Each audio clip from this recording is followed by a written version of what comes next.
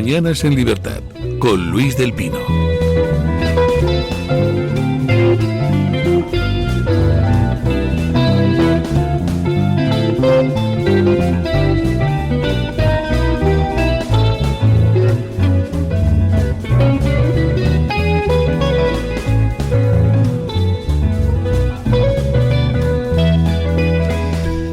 ...8:32, 7:32 en las Islas Canarias. Momento de comenzar nuestra tertulia del día.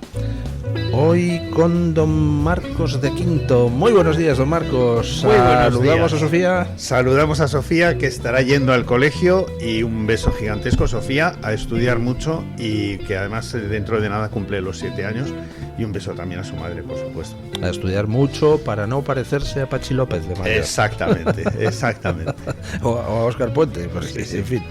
Bueno, está la cosa ya corriendo a una velocidad, todo lo que se refiere a la corrupción del Partido Socialista, pues realmente muy peculiar. Hace pues 2 semanas que se entraba, no llega a 2 semanas que se entraba en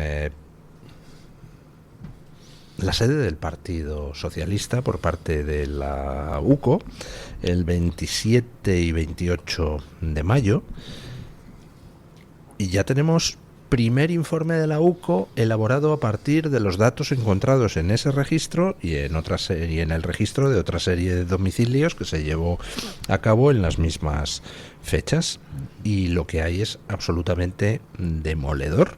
Lo que hay es la confirmación de que el partido como estructura estaba de hoz y coz por orden del secretario de organización del partido, metido en esas labores mafiosas para tratar de parar lo que son los casos judiciales contra el partido y contra la familia de Sánchez. Por otro lado, tenemos los datos de las investigaciones que continúan sobre la financiación ilegal del partido. Por otro lado, tenemos las averiguaciones sobre el patrimonio del amigo íntimo de Sánchez al que puso a arruinar Correos. Por otro lado, tenemos el caso Zapatero, que tiene que mañana empezar a declarar ante el juez Calama por 2 cosas: el rescate de Plus Ultra, más esas joyas que ahora parece que casi tenía derecho a recibirlas Zapatero, si escuchamos a algunos de los palmeros que el Partido Socialista tiene colocados por distintos medios de comunicación. Y por último, tenemos el caso Begoña, que ayer Begoña Gómez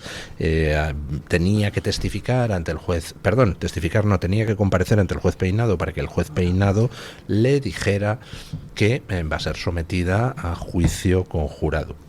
Y yo comentaba en las noticias, buenos días, doña Lucía Echevarría. Buenos días. Yo comentaba en las noticias que realmente hoy todos los periódicos tendrían que estar abriendo con un titular, que es: Pedro Sánchez se sigue aferrando al sillón de la Moncloa a pesar de que su secretario de organización está a la espera de sentencia, su hermano estaba a la espera de sentencia y ahora su mujer a la espera del banquillo. Y este inmenso caradura sigue aferrado a la Moncloa sin presentar su dimisión. Y no solo eso, a mí hay un detalle del carácter de Pedro Sánchez que me resulta particularmente repulsivo. ¿Qué especie de hombre o qué especie de no hombre es capaz de dejar a su mujer a los pies de los caballos? Porque ya es la segunda vez que se lo hace. Se lo hizo cuando su mujer tuvo que comparecer ante una comisión de investigación en la Asamblea de Madrid y no fue ni mínimamente hombre para acompañarla, y ayer con el juez 3/4 de lo mismo.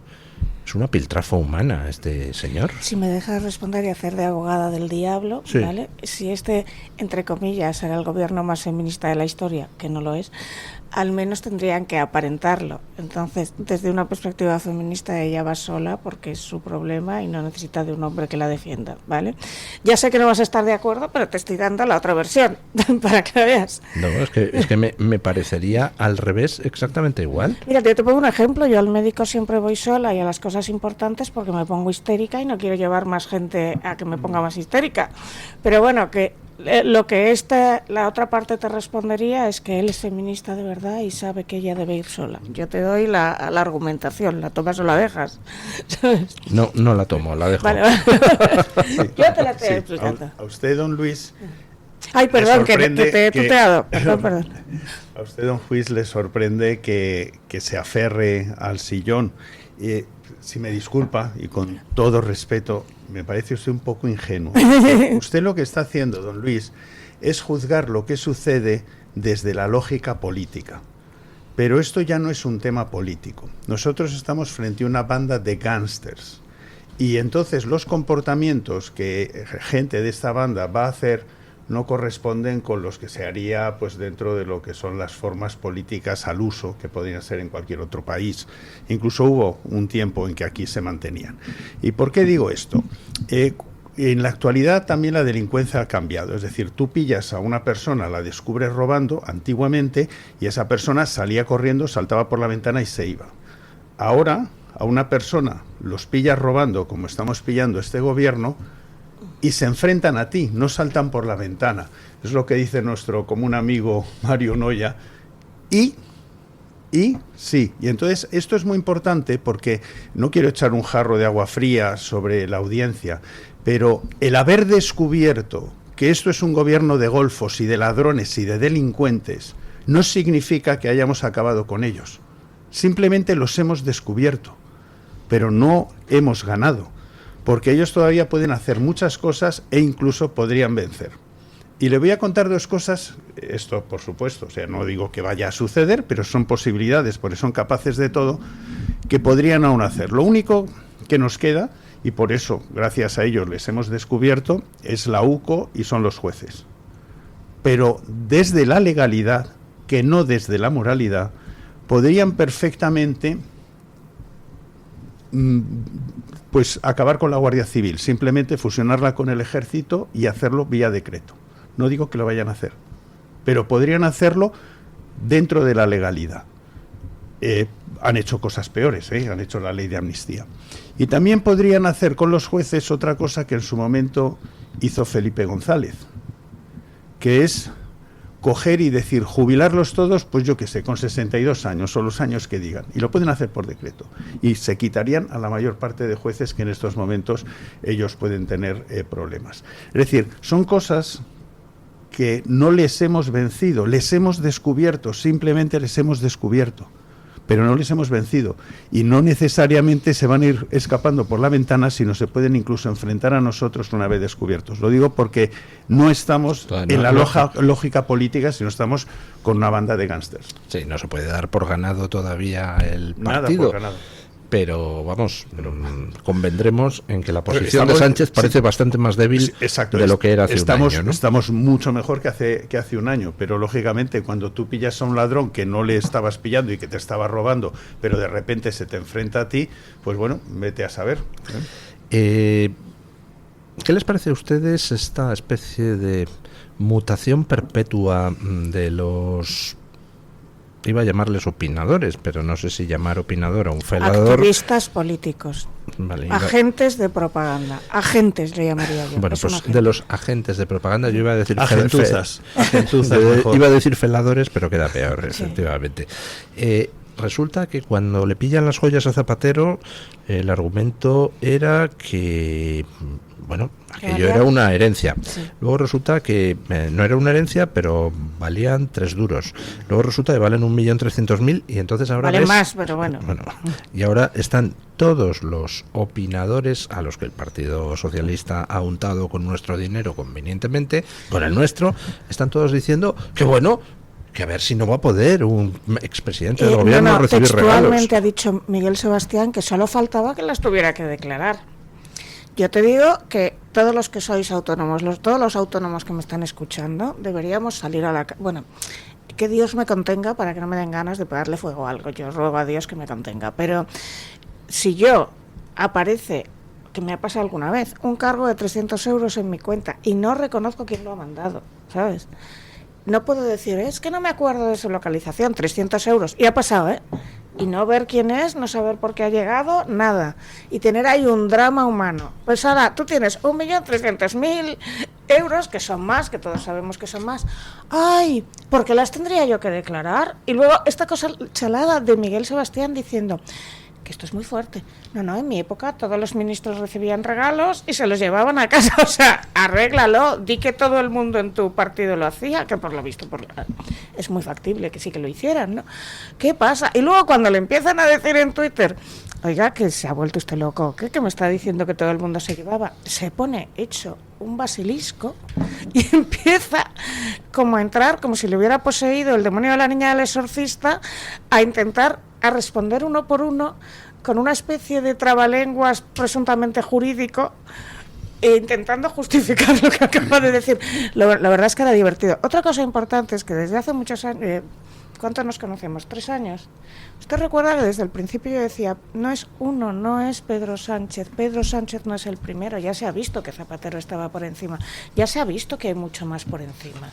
O sea, Pedro Sánchez es un títere en manos ya no solo de Zapatero, sino de Venezuela, de China, de Marruecos, de un montón del eje del mal que tiene este señor tirando los hilos, y por eso, entre otras cosas, no puede salir de ahí. Ni aunque quisiera. Yo no te digo que sea un ángel, que no lo es, yo no te digo que no sea psicopático, que lo es, no te digo que no sea un narcisista y un maquiavélico, que lo es sin duda, pero no es esta increíblemente pensante que la gente piensa que es. Le estáis dando una capacidad de pensar que no tiene. ¿Sabe lo que pasa, don Luis? El problema que tenemos con nuestros políticos en general, digo en general, en España, es que en su puñetera vida la mayor parte de ellos han trabajado en una empresa seria. Y, lógicamente, está manga por hombro la gobernanza de lo que es el gobierno y lo que son las instituciones. Si hubieran trabajado, aunque sea un poquito, en una empresa medianamente seria, tendrían unos hábitos absolutamente distintos. Le voy a poner ejemplos.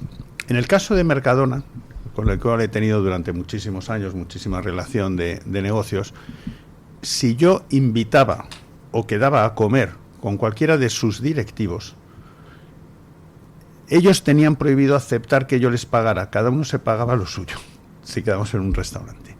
En caso de cualquier empresa, es decir, los regalos de Navidad, si subían de determinada cantidad, que te pueden hacer proveedores que tienes, obligación de devolverlos de inmediato. Y si eran regalos que eran de una cantidad, de una entidad menor, pues oye, pues una botella de no sé qué, lo que fuera, esos se ponían en el departamento y se sorteaban entre el personal.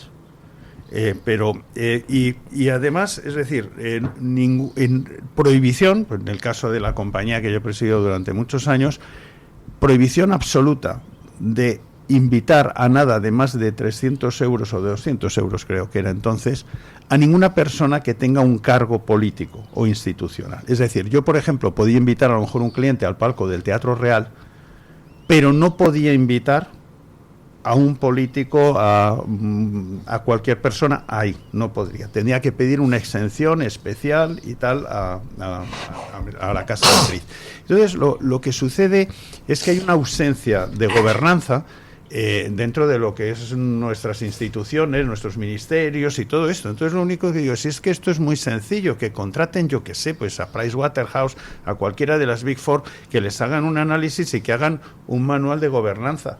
Porque esto de verdad es como una panda de tíos que les han sacado en unos billares, los han convertido en ministros y de repente, oye, pues arramblamos con lo que sea, esto para la saca, y seguro que se llevan el papel higiénico del ministerio luego a su casa. O sea, estas cosas es un problema de educación y de formación. Pero estás cometiendo un error. Primero decir que es que la clase política está al margen de los demás. La clase política ha sido votada. Entonces habría que reflexionar mucho por qué tendemos a votar a gente, por ejemplo, Rufián, que tendrá un verbo muy florido, no dice nada, es un galán de tranvía, un macarra de barrio, pero a la gente parece que le mola. Entonces habría que empezar a dar la vuelta a por qué votamos a determinada gente solo porque nos parece que habla bien. Si hubiera funcionarios. Sí. Y dos, cuando yo trabajaba para Miguel Barroso, que fue el secretario de Estado de Zapatero, te recuerdo, de comunicación, y el asesor de Zapatero y el asesor de Sánchez, él había conseguido un puesto en una empresa cuyo nombre no diré, y esa empresa era la plataforma para lanzar todo. Él en la empresa no hacía nada, él en la empresa se pasaba el día al teléfono con Rubalcaba. Yo trabajaba para él. Él me decía a mí que no podía aceptar regalos, que ponían un compromiso a la empresa. Él, por supuesto que saben perfectamente que no pueden aceptar regalos. Por supuesto que tú y yo sabemos que eso nunca fue un regalo de nadie, que eso viene por otra vía, que todos sabemos cuál es.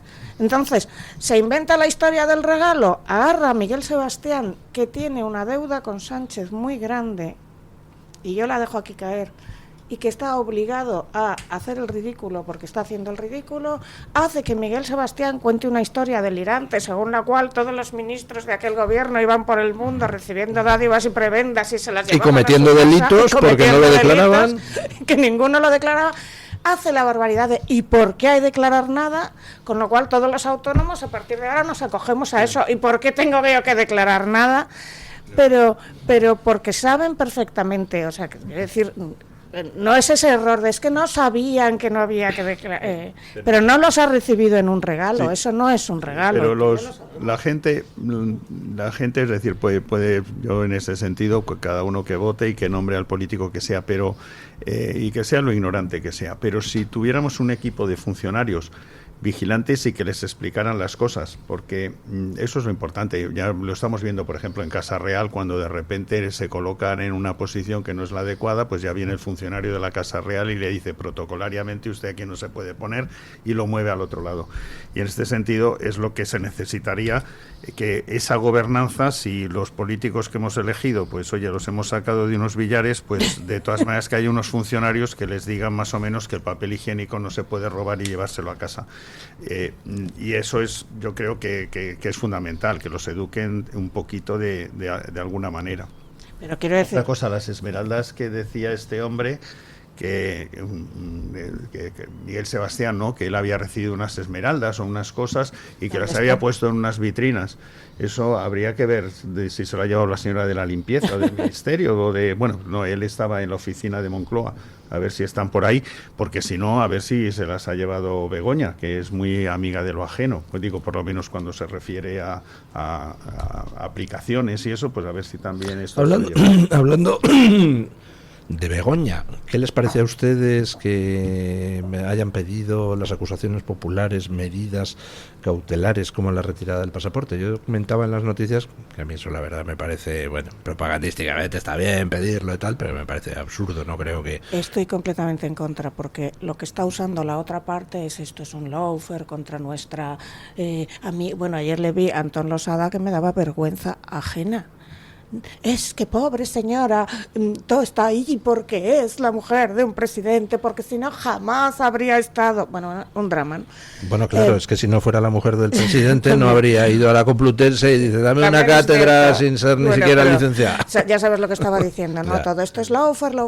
Entonces, la maniobra propagandística se te puede volver contra ti en un efecto boomerang, porque como es pedir en exceso, es decir, vive en la Moncloa, no se va a poder ir, ¿cómo le vas a retirar el pasaporte?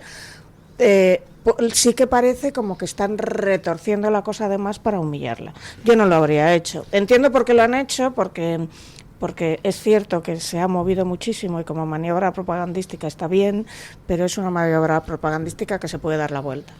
Yo la mantendría, le dejaría el pasaporte, porque si le diera por irse y fugarse a República Dominicana, pues sería espectacular.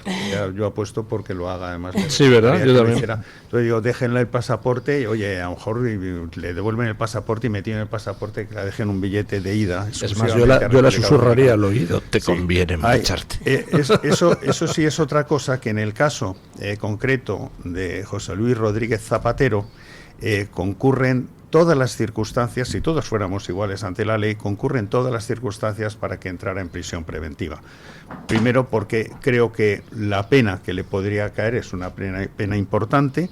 Segundo, porque él seguramente tiene dinero en el extranjero y tiene contactos en el extranjero para poderse ir al extranjero. Y por otro lado, el que esté suelto pues puede hacer que pueda destruir pruebas e incluso inventar nuevas pruebas para que eximirse de los cargos que en estos momentos tiene. Luego, cuando concurren estas circunstancias en una persona normal, en una persona que no haya sido expresidente, yo creo que automáticamente uno va a prisión preventiva. Luego, en el caso de que no fuera prisión preventiva, se vería de nuevo que no todos los españoles somos iguales ante la ley. ¿Usted cree que hay posibilidades de que Zapatero destruya pruebas? Yo, ninguna. sí. ¿Cómo Sí, puedes, ¿no? ¿Cómo puedes dudarlo? Pues claro que no. Bueno, Por con favor. respecto a lo de las joyas, ahora Zapatero dice que vale, que sí, que va a declarar entre mañana y pasado ante el juez Calama sobre el asunto de Plus Ultra, pero que sobre las joyas que quiere más tiempo para declarar porque está buscando la documentación y demás. Yo he pensado, quizá porque soy demasiado Pero ese no es el caso de malicioso. ahora. Ese es otro caso, eso es una pieza separada. Ahora lo que le estaban llamando no para el tema de las joyas, le estaban llamando para la otra pieza. Yo creo que le llamo para ambas, ¿no? Bueno, pues lo menos que si va a estar 2 días, por lo menos que siga estando para la pieza que no son las joyas. Sí, no, para la pieza que no son las joyas está, pero para la pieza de las joyas sí, yo no veo ningún problema en que declare ya, porque suponiendo que efectivamente sean regalos y suponiendo que es que no tenga la documentación y la tenga que pedir, bueno, pero al menos podrá decir, no, mire, esto me lo regaló el jeque Abin Saleh todavía no ha decidido, Fondili. es que todavía no ha decidido si son regalos o si se lo encontró en la calle, o sea, están decidiendo cómo, Está todavía cómo han pensando llegado. Sí, cómo- Pues están son de decidiendo. la abuela de Sonsoles, Sí, que era exacto. Anastasia Romanoff, como todos Por sabemos. eso yo creo que primero tienen que construir qué es lo que podrían Sí. tener de documentación y luego deciden qué es lo que cómo han llegado. Y además construir una documentación, si tienes el dinero para pagarle a un joyero que te haga un certificado, ya está, ¿sabes? No es tan difícil. Eso es absurdo. Al final, si supongamos que logra que alguien le haga por ahí algún certificado que diga Seguiría que lo de contrabando. lo de contrabando, ¿cuál es el plazo de A ver, prescripción? no sé cuál es el plazo de prescripción, pero imagínate que tú logras a un joyero que te firme. En España no lo vas a lograr, nadie se va a meter en eso. Una tiene oro de Tailandia y el otro creo que era de Gambia o algo así. Uno era, yo no tengo mucha idea de joyas, pero era sangre de pichón, que es un rubí que no se encuentra tan fácilmente. O sea, era un tipo de joyas que no podían ser de otro sitio que de aquí, de aquí, de aquí. Pues entonces habría que decir cómo han llegado, hasta dónde han llegado. Entonces tú te tienes que ir a Tailandia, que un señor joyero en Tailandia te diga que eso lo compraste allí, ¿sabes? Sí, pero la dificultad que Sí. va a tener Y es si- que un momento, él- y si lo compró en Tailandia, no lo había declarado al pasar por aquí. Sí, pero él no va a poder sacar un certificado. Intuyo que no va a poderlo por la siguiente razón. Él no sabe cuál es la composición de esas joyas, porque según parece había ido a una joyería de un barrio y Ay, lo del entonces, carnicero. cuando le dijeron que necesitaban la documentación, él ya no volvió. Por lo cual, es decir, él buscaba una tasación de esas joyas y que alguien le dijera cuál era la composición y cuál era el valor real. Y entonces él nunca consiguió acceder a eso. Si lo que es el detalle exacto de las joyas no está hecho público, lo tiene el juez, él no puede ir ahora enseñando una foto y que una joyería en Dubái, en Qatar, en Bangkok, donde fuera, le hiciera un certificado, porque no iba a poder decir qué tipo de rubí exactamente, qué peso, qué dimensiones, qué claridad y tal, que es lo que se pondría. Entonces él necesitaría coger lo del Instituto Gemológico, si tuviera acceso a eso, para, utilizando eso, que alguien le hiciera el certificado. Pero si no tiene ese acceso al Instituto Gemológico, él no puede reconstruir eso, porque ninguna joyería diría, bueno, es que no te puedo decir el peso ni las calidades exactas que lo que vendría en la ficha, porque no la tienen. Entonces, lo que sí es curioso también, porque había una emisora de radio que siempre decía, esto se lo han dado en Sorena y no debería de ir a Sorena, tenía que ir al Instituto Gemológico. Yo lo explico para que la gente lo entienda. El Instituto Gemológico no dice lo que valen las cosas.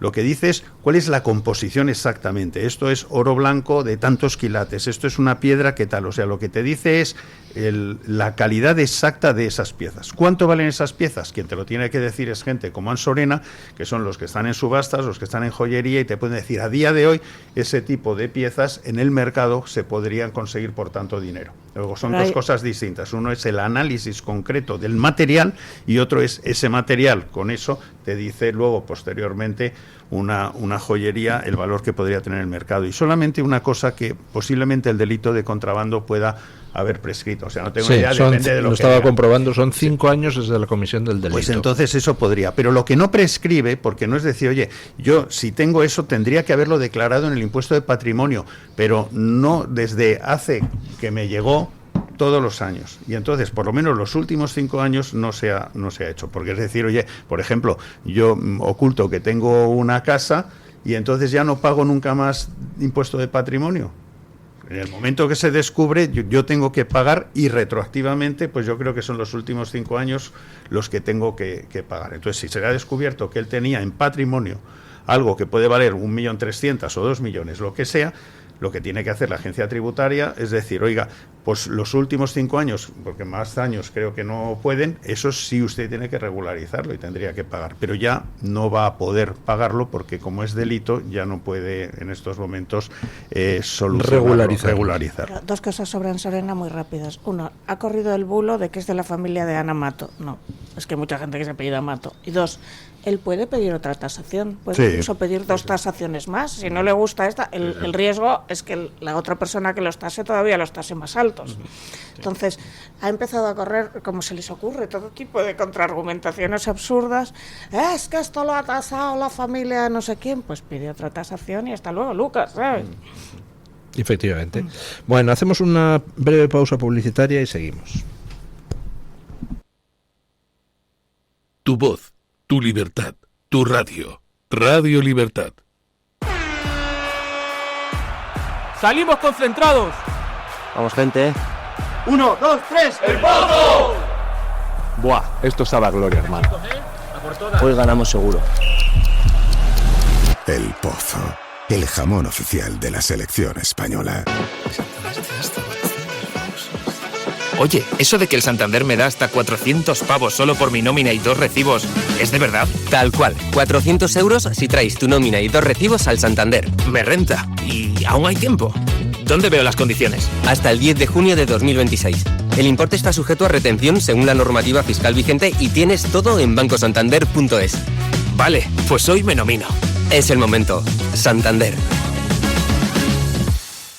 ¿Sabes que hay 30.000 muertes en España por infartos? ¿Sabes que por cada minuto transcurrido las posibilidades de sobrevivir disminuyen en un 10%? ¿Y sabes que una ambulancia de media tarda en llegar a nuestra casa entre 10 y 12 minutos, produciéndose 3 de cada 4 infartos en nuestro hogar? Por todo esto, nace el proyecto Protege tu Vida. Tu hogar cardioprotegido con el mejor desfibrilador y de fácil uso. Ponlo en tu casa. Pide información al teléfono 900-730-061.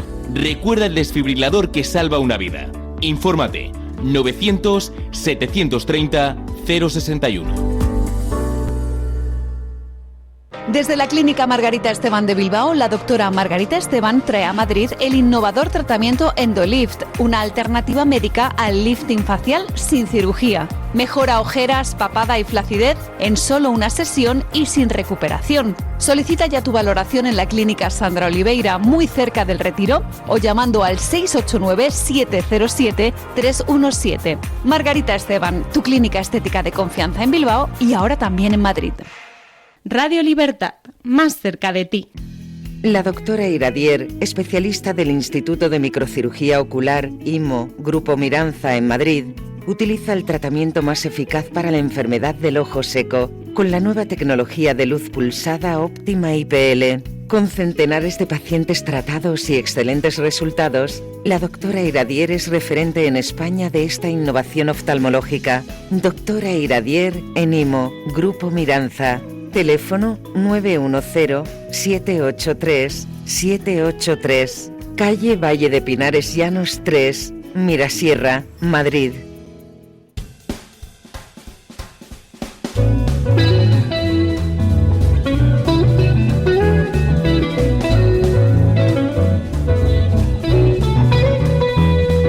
Mañanas en Libertad, con Luis del Pino.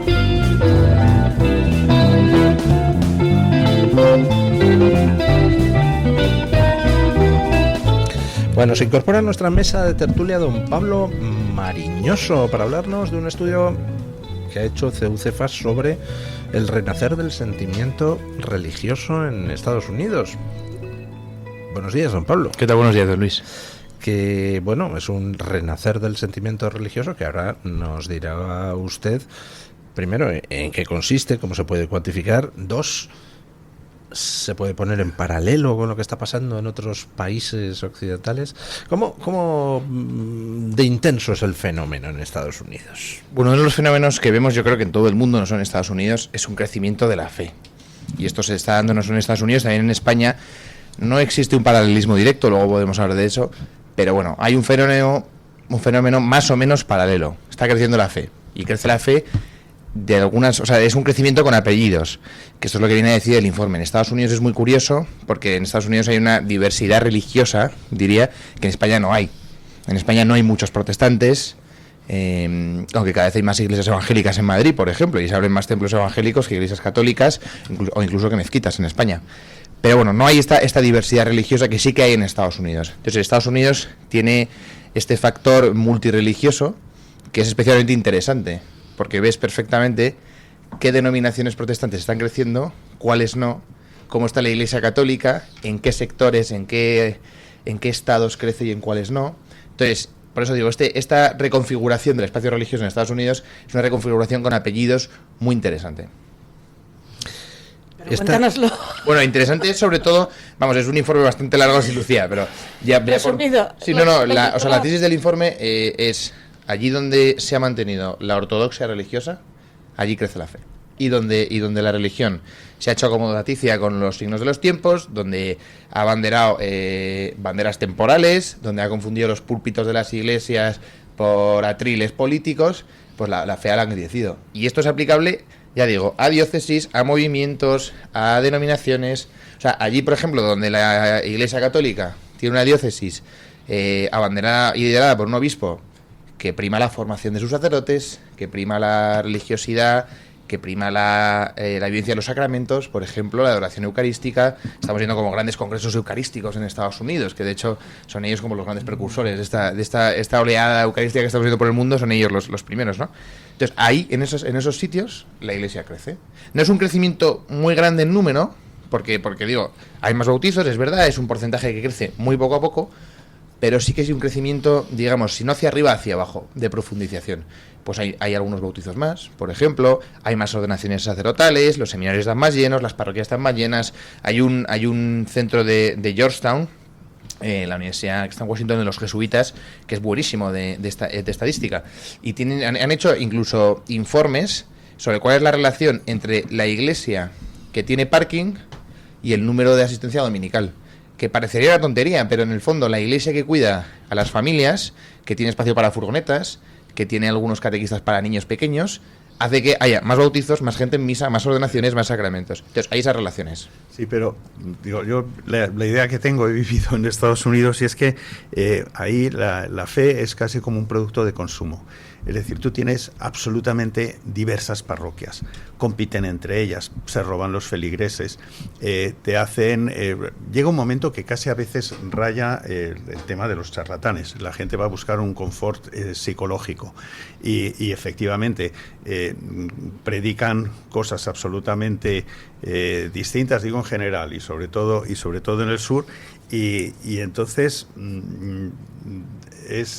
es algo que no tiene, que no es como la iglesia aquí, que es decir, oye, te da igual al final el párroco que esté, porque bueno, pero si tú vas a una iglesia determinada y una confesión determinada, te pueden cambiar y tú sigues, pero ahí es mucho más movido y bueno, espero que se lo tome un poco más serio. A mí nunca me han parecido demasiado serios la mayor parte de iglesias y de parroquias que están ahí por Estados Unidos. En mi zona hay varias iglesias y te aseguro que además, bueno, se dividen.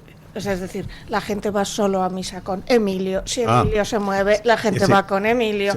Las de San... Bueno, podría hacerte un estudio, pero te aseguro que van por párroco. Sí, pero todos son iglesias católicas. Ahora uno mejor, pero siguen el mismo ritmo, ¿no? Es que lo que te quiero decir que en Estados Unidos es distinto. Verdad. Yo ya iba mucho, por ejemplo, a la de Martin Luther King en Atlanta, la de Martin Luther King Jr., que es espectacular. Solo había gente negra. No iba a decir de color, sino gente negra, y había un coro, siempre hay los domingos, de unas 30, 40 personas, con bajo electrónico, con tal, y era era espectacular lo que era toda esa ceremonia. ese tipo de ceremonia, y otras que solamente una persona ahí hablando. La gente interrumpía. Cuando el párroco estaba haciendo la homilía, tú podías decir, bien, vale, bravo, y aplaudías y tal. Y había una interactuación tremenda. Pero está usted hablando de Estados iglesias Unidos, evangélicas pero protestantes. Pero que son absolutas. Por eso digo, es que Sí. hay un montón de iglesias distintas. Por eso te digo que dentro de lo que es la liturgia de cada una de ellas son absolutamente Respecto distintas. a la católica, está más que demostrado que cuanto más se acerca a la liturgia tradicional, de hecho yo siempre he dicho, si hubieran mantenido la liturgia tridentina, esto en latín y dándole la espalda, todavía tendrían más fieles. Porque la liturgia tradicional es una representación teatral depurada durante siglos, muy pensada, muy estructurada, y que además lleva a un estado de trance. Entonces, cambiar una liturgia que durante siglos y siglos te has mirado el color de la casulla, dónde pones el incienso, dónde pones la luz, cuándo te levantas, cuándo bajas, cómo se dice todo, que crea además... A eso me refiero, Sí. por eso en Estados Unidos no iba a tener éxito, porque cuando en Estados Unidos Sí, tú pero vas a la déjame un iglesia momento. es otro... Se es crea otro- algo que se llama un campo mórfico, esto se llama, que es decir, cuando todo, esto en neurociencia está más o menos debatido, pero ya se admite. Cuando mucha gente está junta pensando en lo mismo, se crea una especie de wifi neuronal que le llaman campo mórfico, que lleva un trance. Por lo tanto, si todo el mundo sabe que debe decir lo mismo, levantarse a la misma hora, subir, bajar y estar en la misma situación, eleva. Cualquier cambio en la liturgia de toda la vida es perder fieles, pero es que esto te lo digo desde la ciencia, Sí, esto es de la pero historia. que además hay muchísimos estudios al respecto Sí. de por qué los cambios en la liturgia te hacen perder fieles. O sea, yo incluso comprando esta tesis, y es verdad que en Estados Unidos a veces la fe se vive como una especie de pack en el que compro y si no me gusta me cambio. O sea, lo interesante, yo no niego eso en el informe, vamos, el informe por lo menos de Cefas no niega eso, lo que niega es que está comprando o sea, lo que dice es que está comprando la gente, porque es curioso. Claro. Vale, hay un cambio en Estados Unidos y hay mucha volatilidad religiosa, podemos decir, si mi pastor de repente sale con una bandera LGTBI, pues el que sí. es protestante conservador cambia de iglesia y no tiene ese sentido de pertenencia, y es verdad. Pero hay una reconfiguración muy interesante, porque, por ejemplo, los metodistas es una iglesia que se ha dividido. Y ahora se divide entre los metodistas, la Iglesia Metodista Global y la Iglesia Metodista Unida.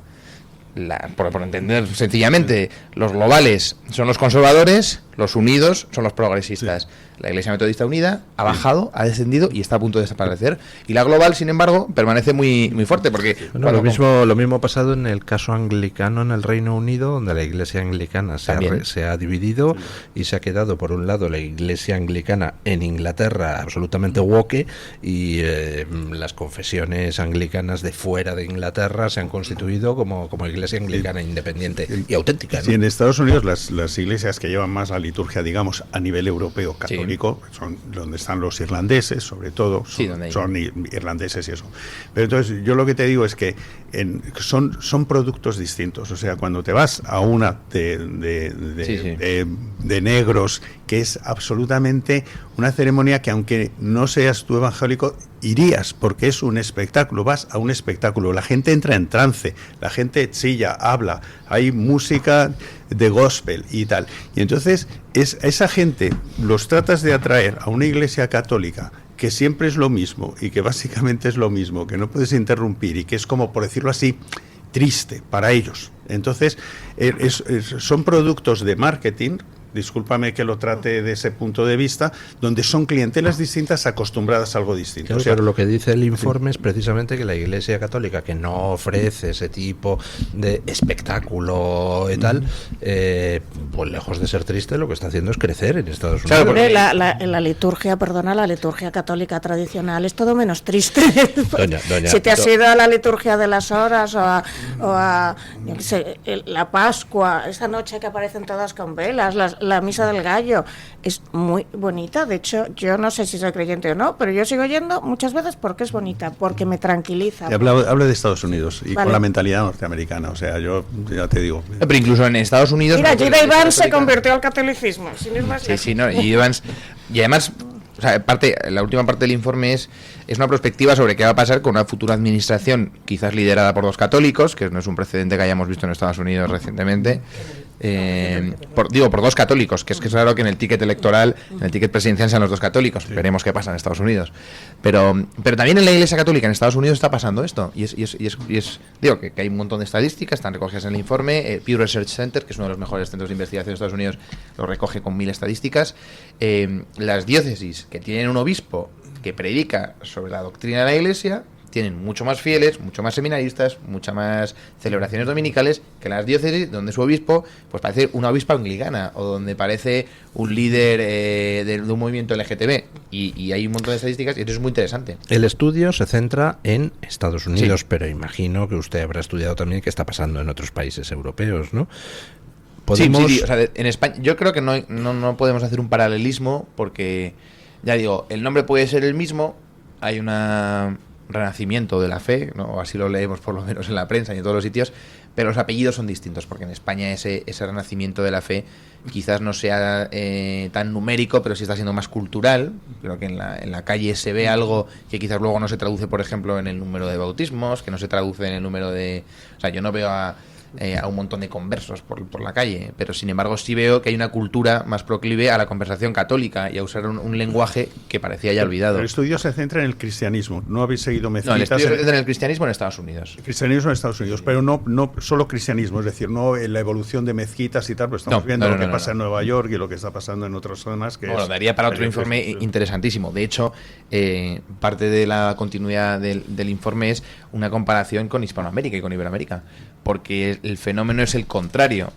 Si allí precisamente, o sea, en Estados Unidos, como muchos movimientos protestantes, muchas denominaciones protestantes se están haciendo más woke, la Iglesia Católica está ganando terreno. En Hispanoamérica, como muchas diócesis de la Iglesia Católica se están haciendo terriblemente progresistas, liberacionistas, la Iglesia protestante, los evangélicos y muchas denominaciones se están haciendo muy fuertes. Entonces hay un proceso que, digamos, es el contrario. Moraleja, la gente lo que quiere de una iglesia es espiritualidad, es guía basada en las tradiciones, confort y refugio y pertenencia. Y lo que no quiere es espectáculos woke. Está el famoso estudio de, ¿cómo se llamaba el sociólogo que hizo? Bueno, el sociólogo que hizo el estudio sobre las religiones en 1800 y pico, se me acaba de olvidar, pero ¿qué busca alguien en una iglesia? Estabilidad, refugio y pertenencia. Aparte de fe, claro. Si tu iglesia cada 2x3 está cambiando, ¿qué estabilidad te da? Y qué pertenencia. O sea, tú no puedes ir cambiando de ideas. Max Weber era. Y Max Weber demostraba lo mismo hace muchos años, no hacía falta hacer que cuanto más estable era una iglesia, más fieles atraían, porque pensando en términos de marketing como Marcos, si Marcos de Quinto, Marcos, si cambiara cada 2 días el packaging, el paquete de lo que vas a comprar y tú fueras a comprar una Coca-Cola pero no supieras si hoy sabe a cereza o a menta, pues te irías a cualquier otra cosa a ver que sepas que cuando voy a comprar esto tiene esto dentro. De todas maneras, Lucía, lo que has dicho, estabilidad, seguridad y confianza, ¿no? Es una cosa que te puede dar un club de montañismo. Entonces creo que hay o te puede dar un club social gourmet. Entonces creo que la parte, o sea, cuando la gente busca fe, porque ya digo, estabilidad te le puede dar una membresía al Club de Amigos del Toro TV, por ejemplo. Toda estabilidad, da firmeza, da alegría, pero no da lo que uno busca en la religión. Yo lo que veo que en Estados Unidos, por ejemplo, hay una búsqueda de que a los adultos se les trate como adultos. Ha habido un infantilismo espiritual y una especie de emotivismo, y entonces en Estados Unidos el movimiento que trata a los adultos como adultos, y por eso iniciativas como Exodus 90, que es una de estas iniciativas que en Estados Unidos es bastante celebrada, y es este camino espiritual de ascesis para hombres durante 90 días, de mortificación, de práctica ascética, que es una cosa como muy salvaje, diríamos, pero sin embargo muchísimos hombres en Estados Unidos han sumado a esto, y por eso congresos eucarísticos nacionales de 24 horas pero seguidas, yo te podría rebatir que eso te da pertenencia. No, también, pero sobre todo lo que te da es sentir que no te están tratando como un niño. Y dices, mira, hay un camino en la iglesia, no para todos, para mí en concreto. Sentir que te requiere esfuerzo, que es difícil. Bueno, también, efectivamente. Porque yo creo que el problema de la Iglesia Católica en los últimos tiempos es que, intentando acompasarse a los tiempos, pues más o menos ha edulcorado el mensaje como para que fuera fácil ser católico. No, es que eso al revés te quita las ganas de serlo. Lo que hace falta es que sea difícil, que te exija un reto.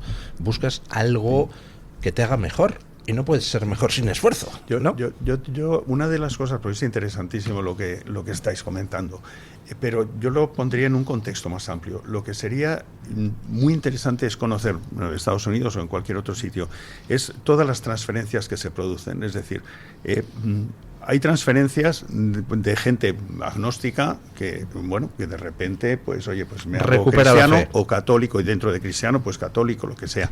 Hay transferencias de gente que se hace islamista. Islamista, por el contrario, moverte de ser islamista a musulmán a otra, es como eso está penado por Alá y tal y cual, eso es posiblemente a esas transferencias ya no se producen tan rápidamente. Y entonces, ¿por qué se producen las transferencias que se producen y en base a qué? Es decir, no solo centrarse en gente que era agnóstica y que de repente ahora está descubriendo, y por supuesto está descubriendo la fe y se están abrazando pues al cristianismo y entre ellos al catolicismo, sino porque hay gente que incluso desde el cristianismo puede estar abrazando el islamismo, que le está ofreciendo y que no le ofrezca lo otro. Entonces, o sea, ese estudio grande sería maravilloso, pero es un estudio que habría que hacerlo cuantitativo. Yo a mí es que es yo soy económetra y estadístico y es que eso me apasiona, pero muy interesante. Usted, Luis, lo decía cuando la Iglesia católica en este caso, pero bueno, en general cuando las denominaciones religiosas se han hecho rehenes prácticamente de una mirada como muy emotiva hacia sus fieles, ¿no? Se pierde toda lo que ha dicho, toda dificultad, pero que no es dificultad, es que el amor es exigente. Entonces, sin exigencia dentro y por eso digo que es lo que tiene que distinguir a una iglesia de un club de montañismo.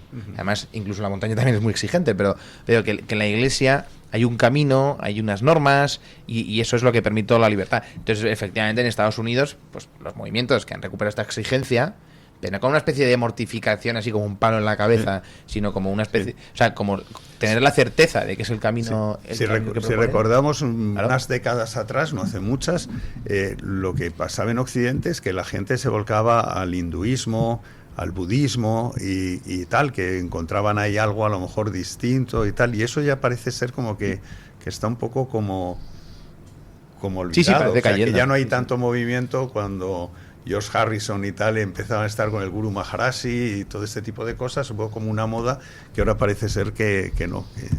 Bueno, cuando he dicho que era Weber y Durkheim, y ellos dos decían que la ventaja de la Iglesia Católica, que tiene muchas, pero una es tú puedes pecar y confesarte.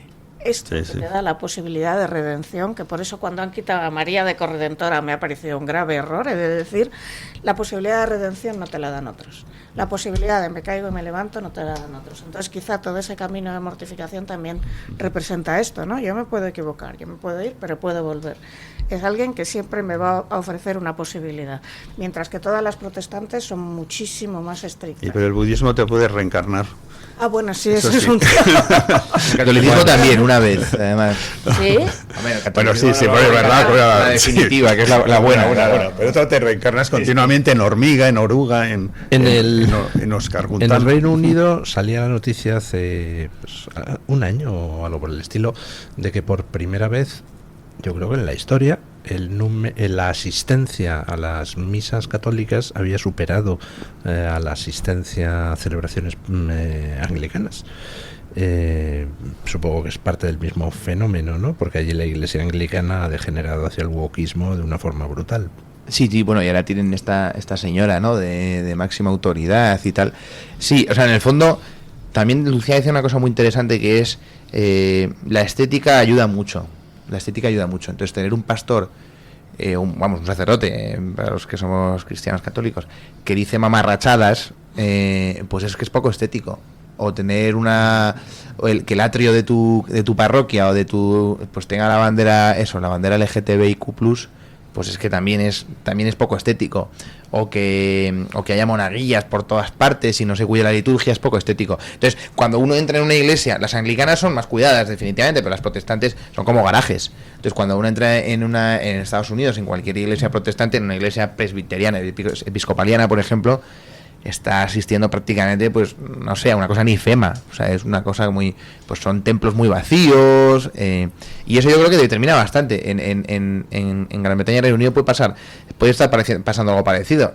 Es que si no hay diferencia entre un líder, entre un activista social y un pastor, pues probablemente me vaya al activista social, que me es menos exigente, que además no tengo que ir los domingos y demás.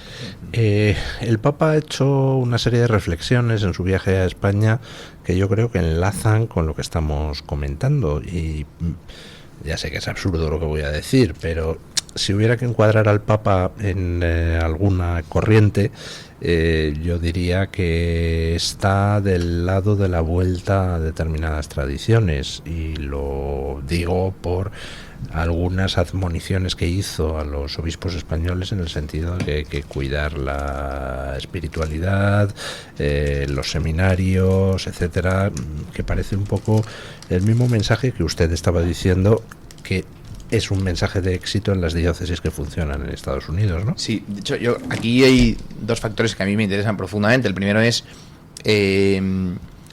poco antes de elegir al Papa, en las congregaciones generales que reunieron a todos los cardenales, pues esa especie de precónclave, ¿no?, en el que se conocían, hablaban, intervinieron todos los cardenales, ¿no?, en turnos de 5 y 10 minutos. Robert Francis Prevost utilizó sus 10 minutos, que solo tenía 10 minutos, un poco no para postularse, pero bueno, es que va a ser lo que van a conocer de ti tus hermanos cardenales, muchos creados nuevos por el Papa Francisco. Bueno, pues el Papa utilizó sus 10 minutos para hablar de la formación de los sacerdotes en los seminarios. Eso fue su... Para el próximo papado yo pido que se cuide la formación de los sacerdotes en los seminarios. Y creo que es bastante sintomático de lo que vamos a ver después. Creo que es pronto todavía, un año, estamos algunos muy esperanzados, otros muy pesimistas, las interpretaciones son muy libres, ¿no? Pero la realidad es que llevamos un año de papado. Pero bueno, lo poco que ha dicho, incluso su estética, no tuvo nada que ver la vigilia de jóvenes que vimos en Madrid con la vigilia que vimos con el Papa Francisco en Lisboa o en Roma, no tuvo nada que ver, ¿no? Entonces es un hombre que cuida bastante la liturgia, y que es un hombre que conoce bien y cuida la liturgia, y que eso ya estaba en sus prioridades antes de ser Papa. Y lo segundo es que la Conferencia Episcopal estadounidense eligió nuevo presidente y vicepresidente hace unos meses, en noviembre del año pasado. Y es muy interesante porque los obispos estadounidenses, yo no sé si conscientemente o no conscientemente, pero han terminado votando a un presidente muy conservador y a un vicepresidente moderadamente progresista, pero un hombre bastante fiable además, porque es un prelado que ha sido tradicionalmente progresista, lo mismo decían del Papa actual, ¿no?, con su pasado de misionero y tal, pero muy respetado por sus hermanos obispos. ¿Y nos van a cambiar a Cobo? Bueno, eso ya no lo sé, y si lo sé no lo puedo decir, pero vamos, definitivamente en Estados Unidos hay este fenómeno que también los obispos norteamericanos saben lo que quieren para los próximos años, y la postura oficial, que es la del presidente de la Conferencia Episcopal estadounidense, es esta misma, el cuidado de la tradición. Una pregunta personal, si quiere, no me la responde, pero ¿ha cambiado usted de idea o ha afinado usted su idea sobre el Papa después de este viaje? Es decir, ¿la imagen que usted tenía antes del viaje ha variado después del viaje? ¿La imagen del Papa? Sí, yo es que tiendo al optimismo, entonces estoy muy... O sea, estoy francamente ilusionado con este pontífice, digo, y no lo niego. El otro día leía que después de su viaje por Siria y por el Líbano y Turquía, por su visita express a Mónaco y su tour africano, el Papa ha inaugurado su pontificado en España. Ha sido su primer viaje europeo, su primer gran viaje europeo. Irá a Francia en los próximos meses.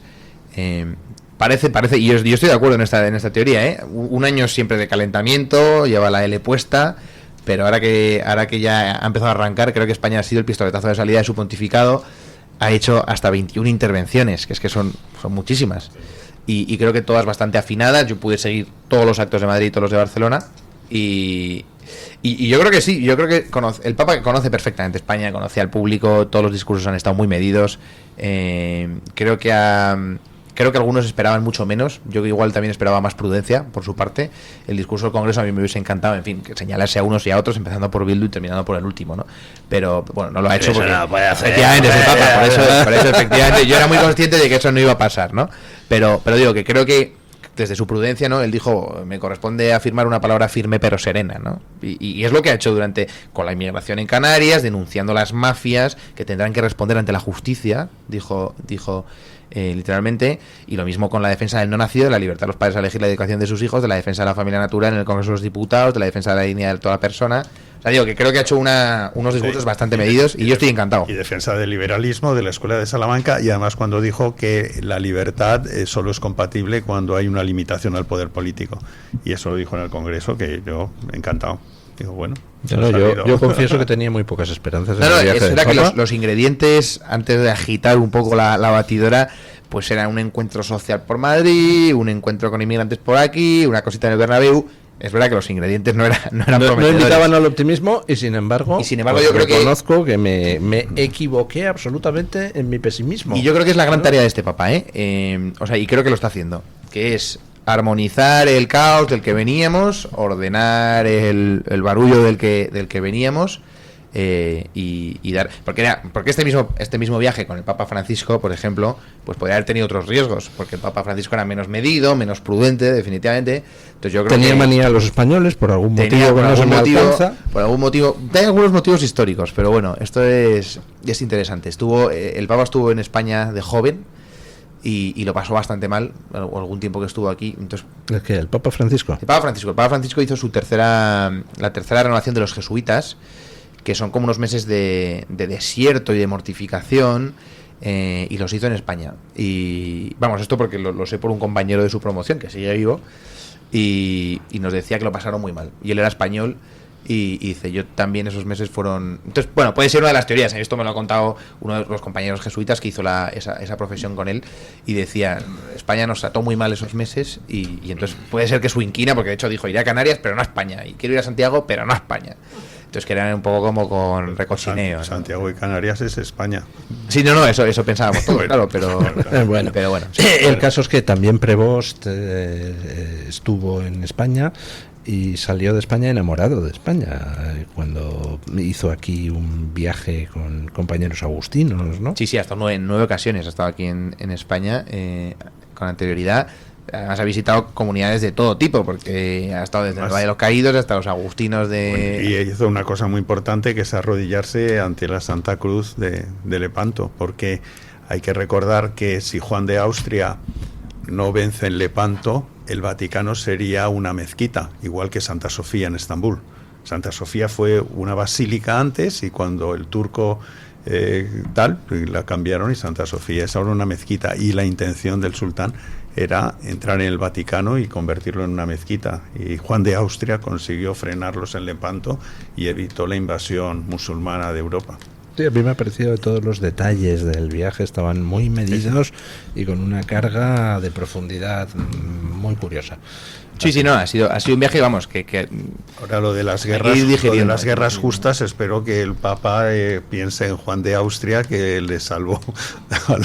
Ahí nos falta, nos falta lo primero, una versión en latín de su encíclica, que esto lo estamos pidiendo todos, porque la versión en latín no es una cosa que sea como arcaica, es que es la versión original, y es donde podemos comprobar, porque efectivamente en su encíclica reciente, lo de la guerra justa es una traducción al español bastante mala. Sí. Perdona que decía del dato, es que esa cruz era la que llevaba Juan de Austria en la nave capitana, y se arrodilló ahí, porque lo que es una vergüenza es que los españoles desconozcan la mayor parte de estas cosas históricas, desconozcan la Escuela de Salamanca y desconozcan que esa cruz iba en la nave capitana de Juan de Austria cuando se fue, desobedeciendo las órdenes de su hermanastro Felipe II, dirigió su nave contra la del sultán. ¿Acababa usted de decir una cosa?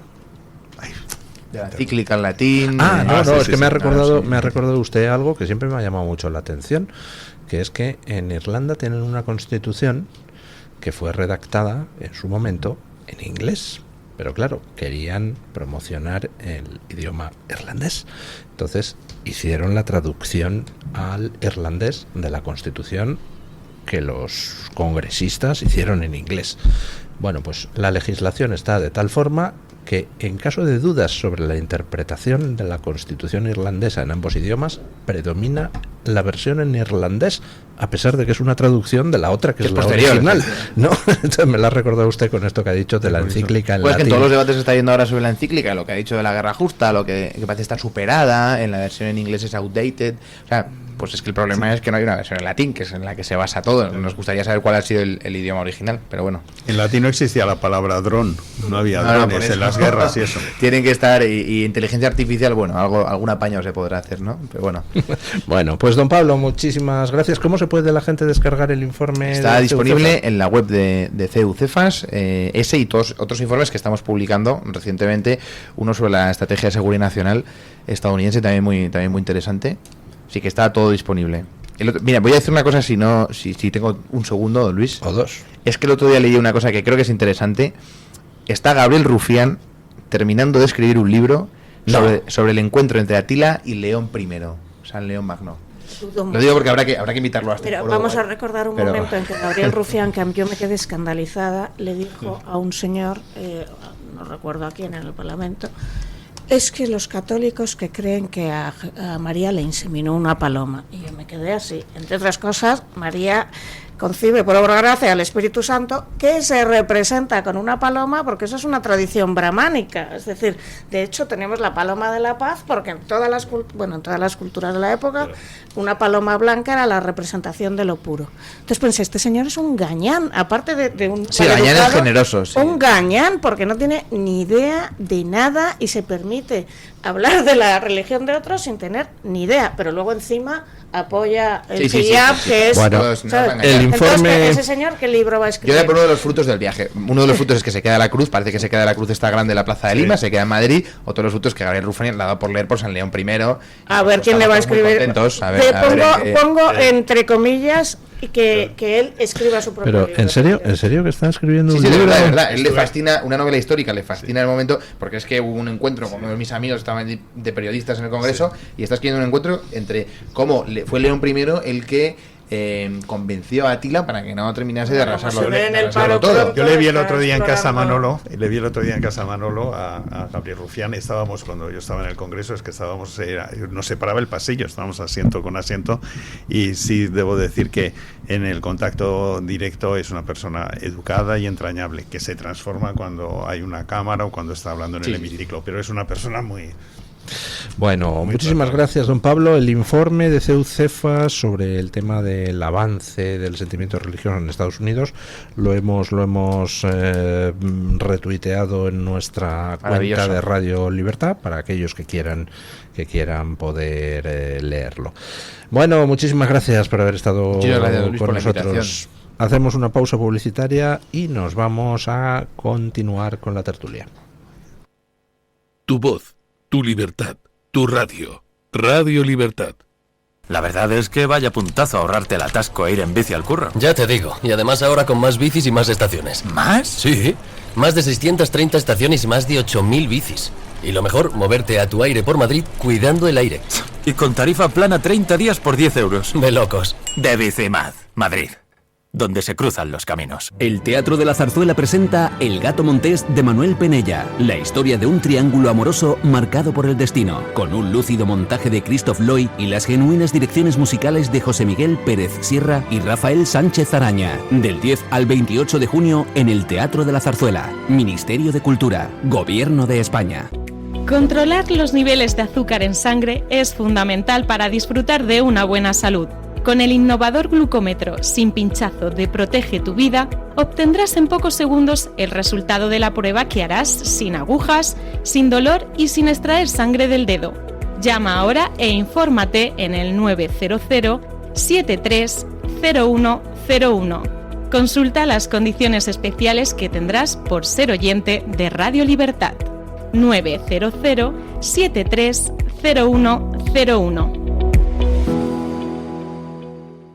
Encuéntranos en iVoox, Spotify, Amazon Music y Apple Podcasts.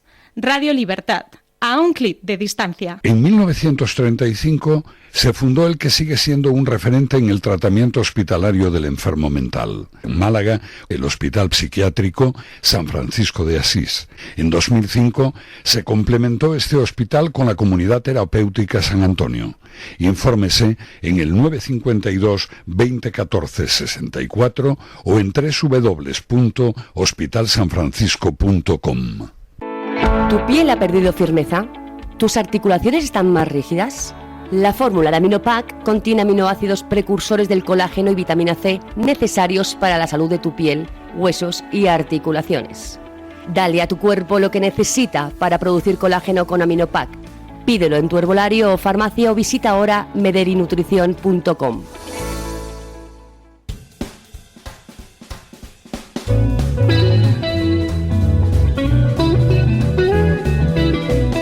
Mañanas en Libertad, con Luis del Pino.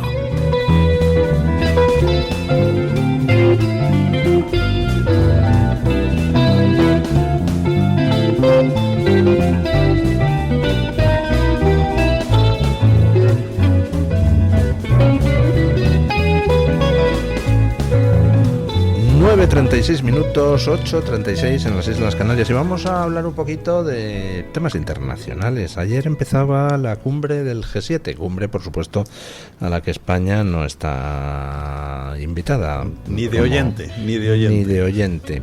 En esa cumbre del G7 me hacía gracia porque vi una infografía con los 7 mandatarios que forman en estos momentos el G7, y son 4 progres y 3 no progres. Los 3 no progres son Estados Unidos, Italia, Japón. Los progres son Canadá, Francia, Alemania, Reino Unido. Pero se da la circunstancia de que de los 4 progres pues hay 3 que están de salida, que son Merz, el alemán, Macron, el francés, Starmer, del Reino Unido. El único que de momento pues tiene por delante 3 añitos de estabilidad, en principio, es el canadiense Carney. Bueno, pues eso quiere decir que si tenemos una cumbre del G7 dentro de un par de años, lo mismo nos encontramos una mayoría 6-1 de no progres frente a progres. Nos ponemos a mirar hacia atrás y hay que ver lo que ha cambiado el mundo. Total. En 2 años. No, perdón, lleva...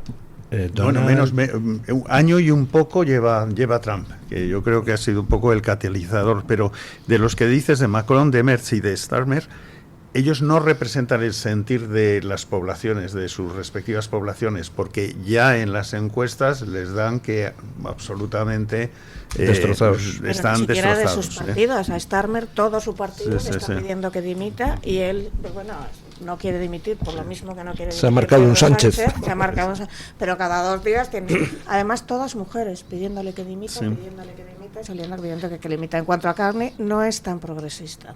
Él consiguió imponerse a Poliev porque precisamente como que suavizó mucho el discurso, lo deswokizó y lo dejó ahí en una tierra de nadie para poder comerse a Pierre Poliev, que era como el amor de mi vida y que me sentó muy mal que no ganara, pero bueno.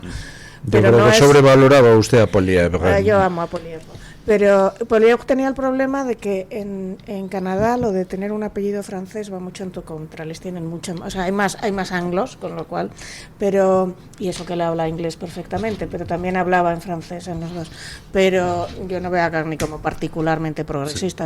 Es una cosa muy descafeinada respecto a Trudeau, que está por ahí por el mundo con Kate Perry, porque el momento Trudeau de ahora, que se pasa el día en fotos de Instagram con Kate Perry, es lamentable, es la peor salida de un expresidente que he visto en la vida. No se va a dar conferencias por el mundo, no. Hay una foto que está en el parque de atracciones en una montaña rusa con Katy Perry, y para mí esto ya lo ejemplifica todo, ¿no? Este es el legado que has dejado a Canadá, ¿no? Una montaña rusa. Es una esperanza, es ver que en Europa en breve cambia absolutamente el panorama, porque Europa se metió, o sea, lo han metido en un callejón sin salida, y ahora pues en el momento que cambie pues Macron, Merz, hay que dar marcha atrás, y hay que dar marcha atrás prácticamente a todo, remigración, un montón de cambios que se van a tener que producir, y eso es lo que yo veo con esperanza. Bueno, tenemos ahora mismo, en principio, parece que solucionado el tema iraní. No una solución perfecta. En Israel pues les habría gustado continuar hasta hacer caer el régimen iraní, pero parece que se ha solventado el asunto fundamental, que era el del no acceso a energía nuclear por parte de Irán, entrega de todo el uranio que tienen enriquecido y no apoyo por parte de Irán a grupos terroristas. Con eso cerraría el asunto iraní al menos de momento, Donald Trump. El asunto venezolano, pues veía antes un tuit de la Embajada de Estados Unidos en Caracas que decía que por primera vez en un año cae a una inflación mensual de un solo dígito la inflación en Venezuela, con lo cual se está estabilizando la situación económica. Y veía el otro día un mensaje del Foro Penal venezolano diciendo que se han liberado a más de 800 presos políticos por parte de la dictadura, así que parece que avanza poco a poco la cuestión venezolana. En Cuba vemos cómo ya está anunciando el Partido Comunista Cubano liberalizaciones económicas. Vamos, que parece que en el terreno internacional está Trump en todas partes imponiendo su visión, ¿no? Absolutamente. Y lo que es curioso es el gran cambio que ha producido con prácticamente mínimas bajas norteamericanas. No tuvieron bajas en Venezuela. Parece ser que eran 150 y tantas bajas lo que ellos han tenido en Irán, algunas de ellas por accidentes dentro de las propias bases, y las pocas bajas que también han causado, porque el gobierno iraní reconocía oficialmente que las bajas debidas a la guerra que ellos han tenido han sido como 3.000, teniendo en cuenta que 250 de esas 3.000 eran oficiales, ayatolás y militares de ahí, pues la verdad es que es una guerra lo que se ha producido en Irán realmente ridícula. Las grandes bajas, los 40.000, se deben a los asesinatos que el propio régimen ha hecho con su población. Luego, esa presión que han hecho y todas esas operaciones quirúrgicas han demostrado el gran poderío de Estados Unidos y de Israel en el sentido de la tecnología y la información, que han llevado a que todo esto ha sido realmente muy medido. O sea, hay muchas más bajas las que se están produciendo con asesinatos de católicos en África, y hay muchas más bajas en la guerra de Ucrania y Rusia. Luego todo esto de lo de tal, o sea, yo creo que todavía sigue para el Premio Nobel de la Paz cualificando Donald Trump. Bueno, aquí para poner una anécdota, el otro día fui a Alicante a un foro de político y alguien presuntamente conservador empezó a ponerme verde a Trump y me di cuenta cómo ha cuajado el discurso anti-Trump en España, que ha sido constante. Porque es la derecha y la izquierda. Sí. Entonces nunca le van a reconocer nada, pero precisamente ayer estaba Scott Bessent anunciando pues esto, ¿no? Vamos a hacer un ceasefire, un alto el fuego en Irán, bla, bla, bla, bla, bla, y caí en la cuenta. El único presidente que ha tenido un gabinete con un gay declarado, es decir, un gabinete cerrado, ha sido Trump, porque Scott Bessent ha reconocido que es gay desde el 2020. Y sin embargo aquí siguen constantemente metiéndote, es que va contra los derechos de los gays y lesbianas y demás. Yo hubiera preferido que el régimen de los ayatolás hubiera caído. Lo de que han soltado 800 presos políticos, sí, han hecho un maquillaje, ¿no? Quito el helicoide, cierro el helicoide y me mando a todos los presos políticos a sitios todavía peores, de donde más difíciles lo vamos a encontrar. Delcy es una torturadora sanguinaria y Mona es poco, ¿sabes? Mona significa delincuente, que esto es lo que se olvidaban de decir, mucho peor que una delincuente. Y bueno, yo espero que el régimen de los ayatolás caiga antes o después y que Delcy no...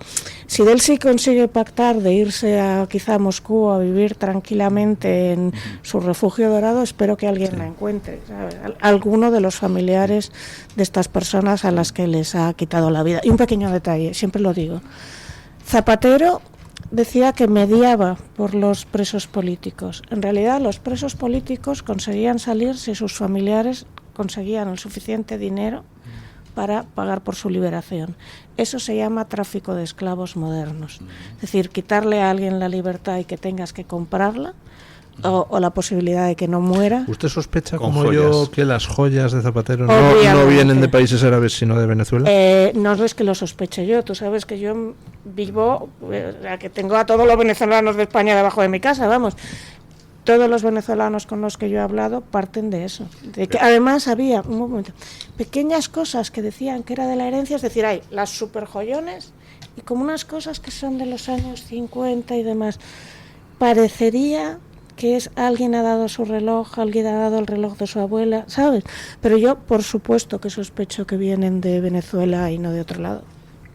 Sí, o sea que el origen puede ser perfectamente de que una familia venezolana lo pueda haber comprado en Dubái o en cualquier otro sitio. O sea, es decir, una cosa es dónde se hace o dónde se vendió en su momento, en su día, y quién lo compró. Eso es la pista que yo creo que es fácil de seguir, porque cuando las joyas son muy fáciles de seguir.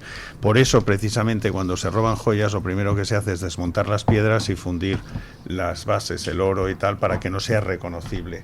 Él las tenía así, por lo cual esa joya yo creo que es facilísimo, si se pone en la Interpol, a identificar quién, dónde y qué joyero la hizo. Es así. Pero bueno, el tema es que nosotros lo de Venezuela no estamos al final, estamos al principio. O sea, todo eso estamos al principio. O sea, dentro de 2-3 años veremos la película entera y a lo mejor, yo no sé lo que pasará con Delcy, pero a lo mejor Delcy hay un detalle que traía... Bueno, aunque se escape, acabará pagando. Esto era como cuando los jerarcas nazis iban a esconder Uruguay y alguien les encontraba. Pero digo que estamos todo... porque apenas Trump lleva año y muy poco, y todos los únicos que saben el guión pues será Marco Rubio, Vance y Trump y poca gente más, pero hay un guión escrito que desconocemos, pero esto no ha terminado Irán, no ha terminado Cuba y no ha terminado Venezuela, y vamos a ver, ojalá que también haga algo en Nicaragua, aunque Nicaragua tenga menos valor estratégico. Pero vamos, yo creo que Nicaragua no va a ser excesivamente complicado una vez resuelto Venezuela y Cuba.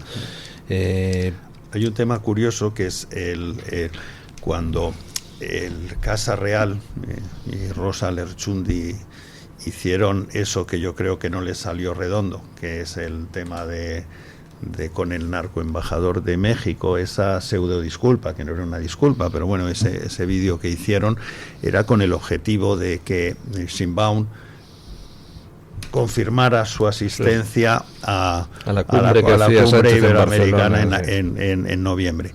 Pero para esa cumbre parece ser que había rechazado asistir Milei y tal, no sé si Bukele, pero cada vez que se acerca noviembre estamos viendo un cambio en lo que es Iberoamérica. Y vemos el cambio en Perú y el cambio que se está produciendo. El cambio en Chile, sí, el cambio en Colombia. Efectivamente. Entonces lo que yo me llamó la atención es que tanto esfuerzo de poner al rey en esa situación para que a lo mejor acabe yendo solamente México, bueno, y Lula. Pero yo creo que deberían de hacer otro tipo de gestos para asegurar el éxito de la cumbre con toda esta gente que hay ahí. Pero bueno, a lo mejor tiene que pedir, igual que han hecho al rey, a Felipe VI, tener que hacer ese vídeo. Yo lo que haría sería pedir un vídeo de Sánchez disculpándose o de Óscar Puente disculpándose con Milei, para que Milei pueda asistir a esa cumbre. Pues no que le rueden uno diciendo Óscar Puente, bueno, con el presentismo, la verdad es que... Pero ya sabes que en la última cumbre esta que hizo su narcocumbre, al que se llevaron fue a Kicillof. Para ellos Milei no existe. Se llevaron al gobernador de Buenos Aires, Kicillof, representando a Argentina con un par, ¿sabes? Dile a los argentinos que su representación es Buenos Aires, a los que viven fuera de Buenos Aires, a ver qué te opinan, ¿no? Bueno, podían traer a Salazar, que el español que está ahí legalizando a todos los argentinos para que voten aquí en España. Y a Paco Salazar. Sí, yo en ese tema de la ley de nietos, lo que yo estoy pidiendo es que haya reciprocidad. Es decir, vale, perfecto, oye, los argentinos van a votar aquí y muchos hispanoamericanos van a votar aquí porque tenían un tatarabuelo, no sé qué. Pues a lo mejor los que tuvimos nosotros algún tatarabuelo, no soy tartamudo, simplemente estoy colocando un horizonte temporal más lejos, que estuvieron en la conquista, que entonces me dejen a mí votar en Argentina y que me dejen votar en otros sitios y tal. Yo creo que debería haber reciprocidad para poder legalizar esta gente. Yo quiero también... No, yo quiero que Bélgica me deje...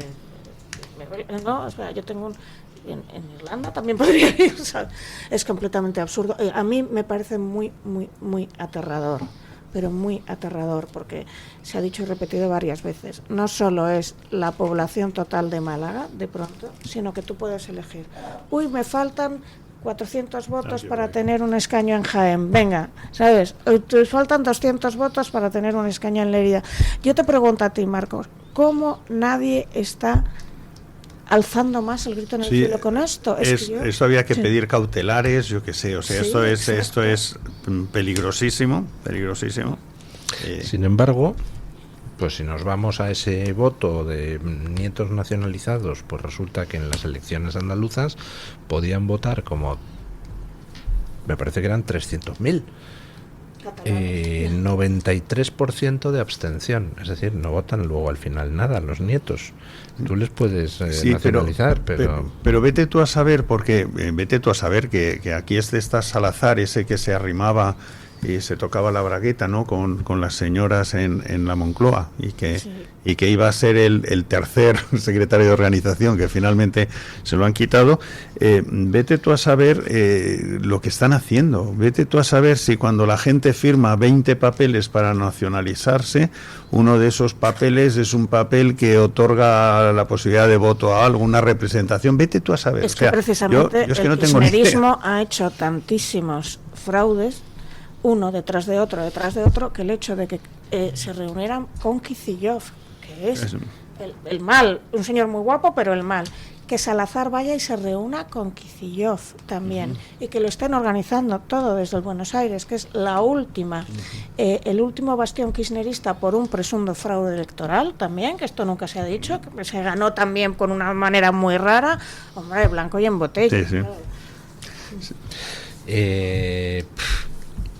Imaginemos que hay elecciones en 2027 o dentro de 3 meses, me da igual. Entonces aquí sacan entre PP y Vox 210 escaños. Y entonces llega de repente, 3 días después de las elecciones, y llega voto exterior, recuento del voto exterior. Y entonces tenemos que en todas partes ganan el PP y Vox en el voto exterior, salvo en Argentina, donde en la provincia de Buenos Aires aparecen de repente chorrocientos mil votos al Nunca mejor chorro, porque chorro es ladrón en argentino. No, imposible, no puedes hacer colar ese fraude. Ojalá Dios le oiga a usted, ¿qué quiere que le diga? Bueno, invocamos a nuestros compañeros, y ha sido invocarles, y se abre la puerta del estudio, entra inmediatamente doña Carmen, que tiene el don de la teleportación. Carmen, hazte presente. Doña Carmen Carbonell. Hay que decir que doña Carmen está cada día más guapa desde que está hecha mejorando modelo presente. Y el pelo larguísimo que te has dejado. Voy a venir más veces a este plató, concretamente siempre a esta hora, que es cuando me toca. Don Luis, hoy podríamos preguntar por muchas cosas, por Begoña Gómez, por la cumbre del G7, podríamos preguntar por las joyas, pero no. Hemos querido preguntar por el debut de España en el Mundial. La pregunta concretamente es la siguiente. Tras el partido de ayer contra Cabo Verde, ¿cree que España tiene posibilidades de ganar este Mundial? ¿Cómo están de fútbol nuestros contertulios? Estoy mal y sé poco, pero no quiero que gane el Mundial porque le daría un balón de oxígeno a Sánchez, así de claro, porque lo iba a aprovechar. Quiero que nos retiren inmediatamente y que se busque... Bueno, no, pobrecitos los futboleros, pero me coloca a mí a usted en una situación muy complicada. Complicada, desde luego. Yo quiero que gane España y que en la celebración en las calles todos cantemos a coro: Pedro Sánchez, vete de ruta. de Erasmus. Pedro Sánchez no come fruta.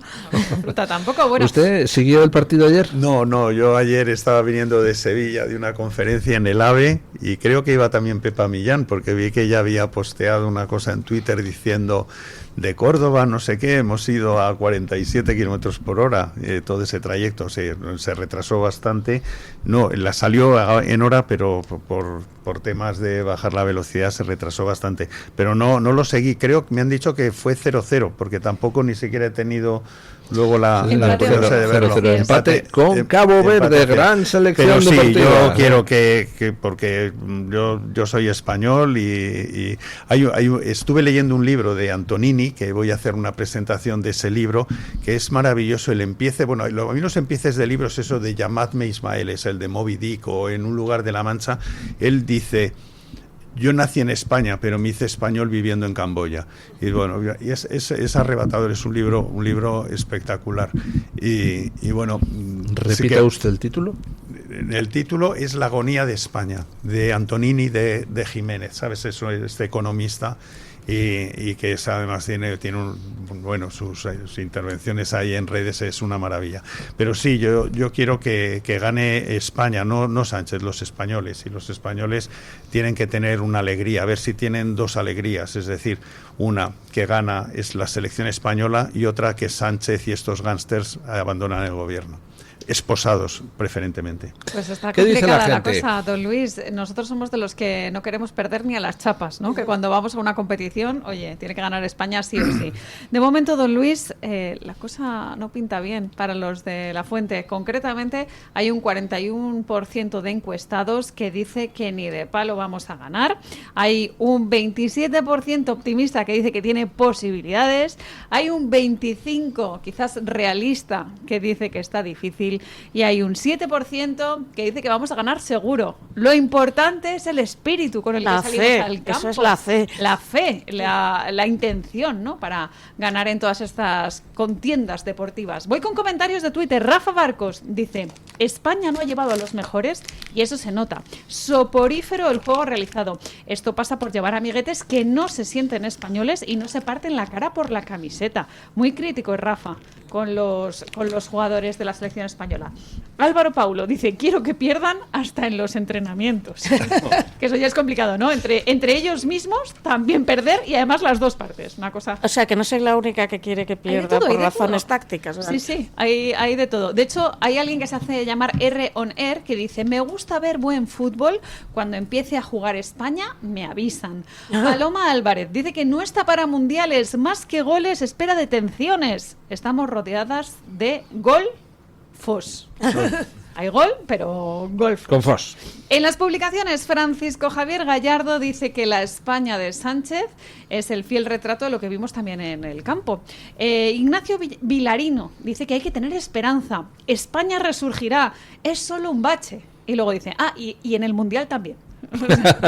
O sea, es para todo. Esto se aplica a absolutamente todo. Y termino con un comentario del chat de YouTube de Estela Roquetas que dice que España perdió en 2010 su primer partido y luego en la final ganó a Países Bajos con el gol de Iniesta, declarándose campeona. Quizás en este mundial pues también pase lo mismo. Claro, hay que empezamos tener fe. regular y oye, al final Hay que tener acabamos fe. campeones del mundo.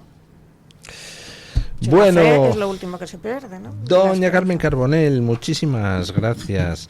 Muchísimas gracias, doña Lucía Echeverría. A usted, como siempre. Muchísimas gracias, don Marcos de Quinto. Y tenemos que acabar aquí la tertulia. ¿Y cómo le ponemos punto final? Pues con don Paco Linares, que ayer tuvimos algún problema técnico, pero hoy ya sí logramos emitir su sección donde nos quería hablar de su personaje inolvidable, doña Mercedes Alaya. Muy buenos días, don Paco. Gracias, saludos.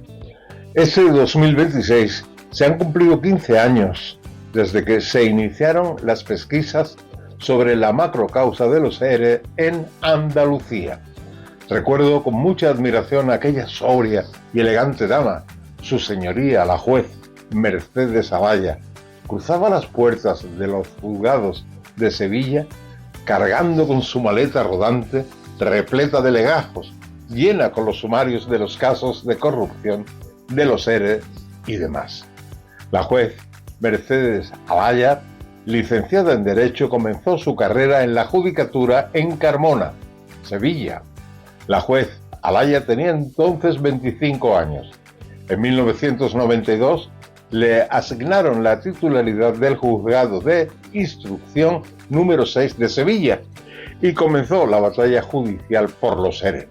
La Fiscalía de Sevilla comenzó sus investigaciones tras obtener una conversación telefónica grabada entre dos directivos de Mercasevilla que solicitaban a dos empresarios una mordida de 450.000 euros. La PSOE, esa máquina corrupta y corrosiva, realizó una campaña brutal para desprestigiar a la juez en medios de comunicación, trabas administrativas, persecución a su intimidad, etc. Y a medida que iba aumentando el conocimiento de las corrupciones, del dinero robado a los andaluces, las tremendas presiones aumentaron. La PSOE, esa maquinaria destructiva, le dañó a Mercedes Alaya hasta en la salud. Ella solo hacía su trabajo, ¿De qué le valió? Para que muchos sigamos creyendo en la justicia y en la integridad de la mayoría que la ejercen. También sirvió para conocer con rotundidad inapelable la condición genética mafiosa de la PSOE. Cambiaron de juez, prescribieron delitos y a los condenados amnistía. Amnistía concedida por Conde Pompidou, responsable del Tribunal Constitucional, que tiene su alma vendida. Como periodista me encantaría conocer y entrevistar a su señoría, la juez doña Mercedes Zelaya. Es todo un ejemplo. Es mi personaje inolvidable. ¿Cuál será el destino de los presuntos chorizos de ahora? Después de lo vivido en Andalucía y en España, con los asesinos de ETA, por ejemplo, pues no tengo ni idea. Mañana más y mejor. Punto final.